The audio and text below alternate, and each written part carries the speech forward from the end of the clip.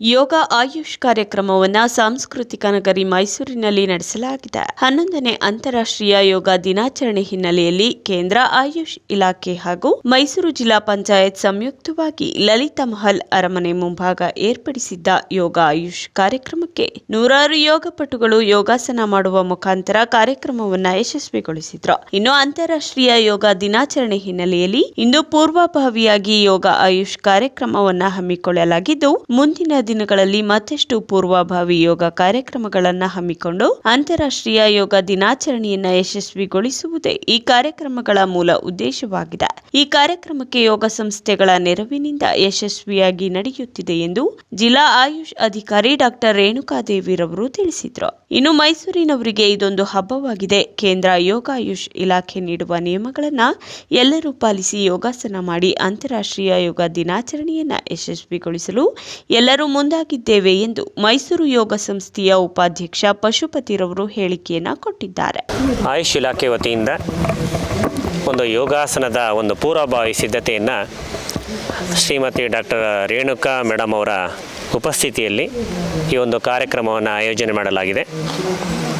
ಇದು ನಾವು ಅನಿಸ್ಕೊಂಡಂತೆ ನಾವು ಒಂದು ಆ್ಯಾವ್ರೇಜ್ 250 ಒಳಗಡೆ ಎಲ್ಲ ಯೋಗಪಟುಗಳನ್ನು ಒಂದು ಇನ್ವೈಟ್ ಮಾಡೋಣ ಅಂತ ಅಂದ್ಕೊಂಡಿದ್ವಿ.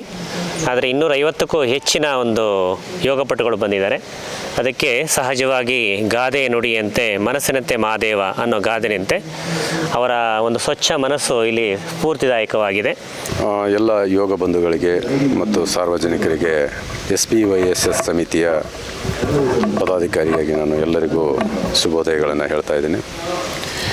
ಈಗ ರಾಷ್ಟ್ರೀಯ ಮತ್ತು ಅಂತಾರಾಷ್ಟ್ರೀಯ ಮಟ್ಟದಲ್ಲಿ ಯೋಗ ದಿನಾಚರಣೆಯನ್ನು ಮಾಡ್ತಾ ಇವಾಗ 11ನೇ ವರ್ಷಕ್ಕೆ ಕಾಲಿಡ್ತಾ ಇದ್ದೀವಿ. 11ನೇ ಅಂತಾರಾಷ್ಟ್ರೀಯ ಯೋಗ ದಿನಾಚರಣೆಯ ಪ್ರಯುಕ್ತ ನಾವೆಲ್ಲ ಈ ಜೂನ್ 1ರಿಂದ 21 ದಿನಗಳ ಸತತವಾದ ಅಭ್ಯಾಸ ಮತ್ತು ಪ್ರಾತ್ಯಕ್ಷಿತೆಯನ್ನು ಹಲವಾರು ವಿದ್ಯಾಸಂಸ್ಥೆಗಳು ಮತ್ತು ನಮ್ಮ SPYSSನ ಎಲ್ಲ ಶಾಖಾ ಮಟ್ಟದಲ್ಲಿ ಅಭ್ಯಾಸಗಳನ್ನು ಯೋಗ ನಿತ್ಯದಲ್ಲಿ ಒಂದು ರೂಢಿಸಿಕೊಳ್ಳುವಂಥ ಒಂದು ಅಭ್ಯಾಸ ಇದು. ಯೋಗ ಮಾಡೋದ್ರಿಂದ ಮನಸ್ಸು ಮತ್ತು ದೇಹವನ್ನು ಸಮತೋಲನದಲ್ಲಿ ಇಟ್ಕೋಬೋದು. ಮತ್ತು ನಮ್ಮ ದೇಹದ ಅಂಗಾಂಗಗಳಿಗೆ ವ್ಯಾಯಾಮ ಆದಾಗ ತುಂಬ ಫ್ರೀ ಆಗುತ್ತೆ. ನಮ್ಮ ದೇಹದಲ್ಲಿರುವಂಥ ಎಲ್ಲ ಅಂಗಾಂಗಗಳಿಗೂ ನರನಾಡಿಗಳಿಗೂ ತುಂಬ ಎಕ್ಸಸೈಸ್ ಆಗುತ್ತೆ. ಈ ದಿನ 11ನೇ ಅಂತಾರಾಷ್ಟ್ರೀಯ ಯೋಗ ದಿನಾಚರಣೆಯನ್ನು ಆಚರಿಸ್ತಾ ಅಂದರೆ ಅದರ ಪೂರ್ವಭಾವಿಯಾಗಿ ಇಲ್ಲಿ ಲಲಿತಾ ಮಹಲ್ ಅರಮನೆ ಆವರಣದಲ್ಲಿ ಯೋಗ ಧನುಷ್ ಅಂತ ಕಾರ್ಯಕ್ರಮನ ಆಯುಷ್ ಇಲಾಖೆಯಿಂದ ಹಮ್ಮಿಕೊಂಡಿದ್ದೀವಿ. ಈ ಅಂತಾರಾಷ್ಟ್ರೀಯ ಯೋಗ ದಿನಾಚರಣೆ 21ನೇ ತಾರೀಕು ಜೂನ್ 2025ನೇ ದಿವಸದಲ್ಲಿದೆ. ಇದು ಪ್ರಾರಂಭ ಆಗಿ 11 ವರ್ಷ ಆಯಿತು. 2015ನೇ ಇಸ್ವಿಯಲ್ಲಿ ನಮ್ಮ ಮಾನ್ಯ ನರೇಂದ್ರ ಮೋದಿಯವರು ಇದು 21ನೇ ತಾರೀಕು ವಿಶ್ವದ ಇಡೀ ವರ್ಷದ ಅತಿ ದೀರ್ಘವಾದ ದಿನ ಅಂತಂದ್ಬಿಟ್ಟು ಇದು ಮಾಡಿ ಆವತ್ತಿನ ದಿವಸ ನಾವು ಯೋಗ ದಿನಾಚರಣೆಯನ್ನು ಮಾಡಬೇಕು ಅಂತ ಅಂತಾರಾಷ್ಟ್ರೀಯ ಮಟ್ಟದಲ್ಲಿ ಇದನ್ನು ಪ್ರಾರಂಭಿಸಿದರು. ಈ ವರ್ಷ 11ನೇ ವರ್ಷ ಮಾಡ್ತಾಯಿದ್ದೀವಿ ನಾವು. ನಮ್ಮ ಆಯುಷ್ ಇಲಾಖೆಯಿಂದ ಈ 11ನೇ ವರ್ಷದ ಅಂತಾರಾಷ್ಟ್ರೀಯ ಯೋಗ ದಿನಾಚರಣೆ ಪ್ರಯುಕ್ತ ಪೂರ್ವಭಾವಿಯಾಗಿ 5 ಕಾರ್ಯಕ್ರಮಗಳನ್ನ ಹಮ್ಮಿಕೊಂಡಿದ್ದೀವಿ. ಒಂದು ಯೋಗ ಧನುಷ್, ಮತ್ತು ಯೋಗ ಅನ್ಪ್ಲಗ್, 3ನೇದಾಗಿ ಯೋಗ ಹರಿತ, ಮತ್ತು ಯೋಗೋಧ್ಯಾನ ಮತ್ತು ಯೋಗ ಸಂಗಮ ಅಂತ. ಅದರಲ್ಲಿ ಮೊದಲನೇದು ಇದು ಯೋಗ ಧನುಷ್. ಈ ಯೋಗ ಧನುಷ್ ಕಾರ್ಯಕ್ರಮನ ಇವತ್ತು ಇಲ್ಲಿ ಲಲಿತಾ ಮಹಲ್ ಆವರಣದಲ್ಲಿ ಪ್ರಾರಂಭ ಮಾಡಿದ್ದೀವಿ. 6ನೇ ತಾರೀಕು ಮಾಲ್ ಆಫ್ ಮೈಸೂರಲ್ಲಿದೆ. ಅಂದರೆ ಇದನ್ನು ಹೆಚ್ಚಿನ ಜನಕ್ಕೆ ತಲುಪಿಸುವಂತಹ ಕಾರ್ಯಕ್ರಮಕ್ಕೆ ಎಲ್ರಿಗೂ ರೀಚ್ ಆಗಬೇಕು ಅಂತ ನಾವು ಎಲ್ಲ ಯೋಗಾಸಕ್ತರಿಗೆ ಹಾಗೂ ಸಾರ್ವಜನಿಕರಿಗೆ ರೀಚ್ ಆಗಬೇಕು ಅಂತ ಎಲ್ಲೆಲ್ಲಿ ಸಾರ್ವಜನಿಕರು ಸೇರ್ತಾರೆ ಈಗ ಮಾಲ್ಗಳಲ್ಲಿ ಮಾಡ್ತಾಯಿದ್ದೀವಿ. ಅದೇ ತರಹ speech and hearing, all India institute of speech and hearing, ಅಖಿಲ ಭಾರತ ವಾಕ್ಶ್ರವಣ ಸಂಸ್ಥೆ, ಇಲ್ಲೂ ಸಹ ಅಲ್ಲಿ ವಿಶೇಷ ಮಕ್ಕಳಿರ್ತಾರೆ, ಅಂಥವರಿಗೂ ಸಹ ನಾವು ಈ ಯೋಗ ಧನುಷ್ ಕಾರ್ಯಕ್ರಮವನ್ನು ಹಮ್ಮಿಕೊಂಡಿದ್ದೀವಿ. ಈ ಪೂರ್ವಭಾವಿಯಾಗಿ ನಾವು ಆಯುಷ್ ಇಲಾಖೆಯಿಂದ ಅನೇಕ ಕಾರ್ಯಕ್ರಮಗಳನ್ನ ಹಮ್ಮಿಕೊಂಡಿದ್ದೇವೆ. ಈ ದಿನ ಯೋಗ ಧನುಷ್ ಅಂತ ಒಂದು ಕಾರ್ಯಕ್ರಮ.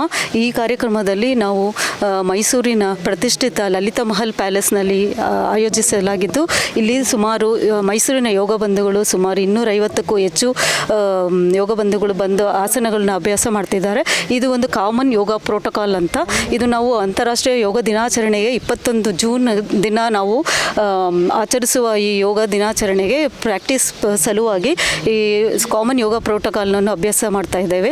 ಇದೇ ರೀತಿ ನಮ್ಮಲ್ಲಿ ಆಯುಷ್ ಇಲಾಖೆಯಿಂದ ಅನೇಕ ಪೂರ್ವಭಾವಿಯಾಗಿ ಪ್ರೀ ಇವೆಂಟ್ ಕಾರ್ಯಕ್ರಮಗಳನ್ನು ಆಯೋಜಿಸಿದ್ದೇವೆ. ಮುಂದಿನ 6ನೇ ತಾರೀಕು ಮಾಲ್ ಆಫ್ ಮೈಸೂರಲ್ಲೂ ಕೂಡ ಈ ಒಂದು ಕಾಮನ್ ಯೋಗ ಪ್ರೋಟೋಕಾಲ್ನವನ್ನು ಅಭ್ಯಾಸ ಮಾಡ್ತಾ ಇದ್ದೇವೆ. ಅದು 6ನೇ ತಾರೀಕು ಶುಕ್ರವಾರ ಸಾಯಂಕಾಲ 4:30ಯಿಂದ 5:30ವರೆಗೂ ಇರುತ್ತದೆ.